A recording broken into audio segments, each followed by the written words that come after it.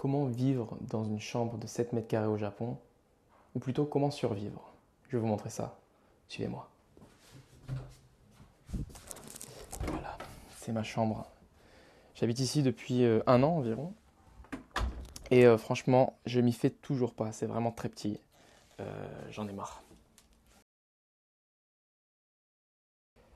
Voilà à quoi ça ressemble. Bon, c'est pas si terrible que ça, hein. Franchement, ça va, c'est vivable.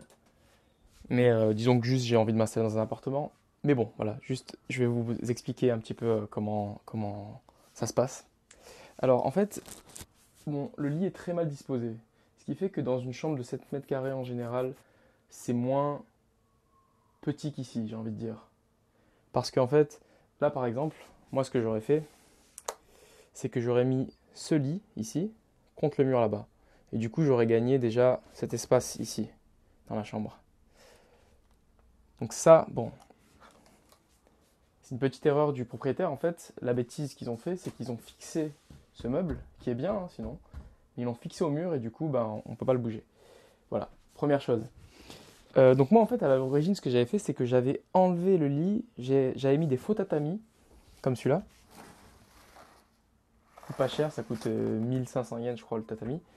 Et j'avais mis un futon par-dessus. Donc c'était stylé, j'avais mon petit coin japonais. Tous les matins, je pliais mon lit et j'avais de l'espace pour faire du sport ou même pour me sentir un peu mieux dans ma chambre. Le problème, c'est que tatami, ça fait mal au dos, hein. Voilà. Donc au bout d'un moment, ben, j'ai priorisé le sommeil et j'ai remis mon lit, tout simplement. Alors, donc je vais donner des petites astuces pour gagner de l'espace dans une chambre parce que c'est crucial hein, quand vous venez au Japon. Il faut penser ergonomie. Alors, première chose, directement, je rentre dans le vif du sujet. Ce meuble-là que vous voyez ici, c'est en japonais ce qu'on appelle un tsuppari meishu. Donc, tsuppari, en fait, c'est ce système-là qui permet à cette grille de tenir, en fait. Donc, c'est une sorte de pression en haut et en bas. Et du coup, vous pouvez pendre des trucs dessus. Voilà, moi j'ai mis mon matériel un petit peu de photo. Donc ça m'a permis de gagner de l'espace. Et ça c'est cool, ça fait plaisir. Ensuite, souvent dans les share house, vous avez des barres comme ça. Alors ça, c'est pratique, il faut pendre des trucs dessus, hein. Moi je vous conseille pendez, pendez, pendez dans votre chambre. Très important. En parlant de pendaison, enfin, pas de mauvais jeu de mots. Là, vous avez un autre crochet en fait que j'ai acheté sur Amazon, ça coûte pas cher. Et en fait, ce qui est bien, c'est que c'est un crochet qui tient sans colle en fait. Il se tient comme ça. Voilà. Et vous pouvez accrocher votre sac. Donc c'est bien pour faire le ménage. Ensuite, là, vous avez mon ordinateur que j'ai fait moi-même. Allez voir la vidéo. Sinon, j'ai aussi acheté ce meuble. Ça, vous pouvez souvent le trouver dans les magasins. Bon, ça coûte environ 2-3 000 yens. En fait, on dirait pas comme ça, mais il y a pas mal d'espace à l'intérieur. Moi, j'ai mis tous mes papiers dedans. Et ce que j'ai fait, c'est que j'ai acheté un panier plus fin, en fait, pour gagner de la place, tout simplement. Donc plus fin et long, comme ça au moins je peux le caser entre les deux meubles.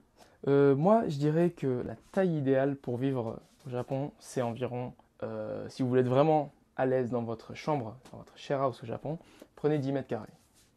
Après, si vous prenez 13 mètres carrés, vous pouvez même vous faire un petit coin salon. Voilà, bon là, c'est vraiment royal, quoi. Mais bon, hein, on n'est pas riche, ça coûte très cher, hein. Je paye, je tiens à préciser, environ 450 € pour cette chambre, qui est minuscule. Ça fait mal. Eh oui. J'ai fait une vidéo aussi il y a 4 ans sur ma chambre qui faisait 5 mètres carrés.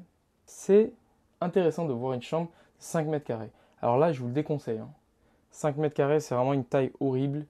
Vous ne pouvez pas ranger vos affaires.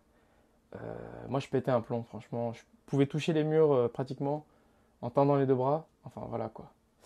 Bon, bah écoutez, à la prochaine hein, sur l'amitié. Je voulais juste vous faire cette petite courte vidéo pour donner des nouvelles. Et si je voulais la faire depuis un moment, donc à la prochaine sur la chaîne. Salut, ciao ciao.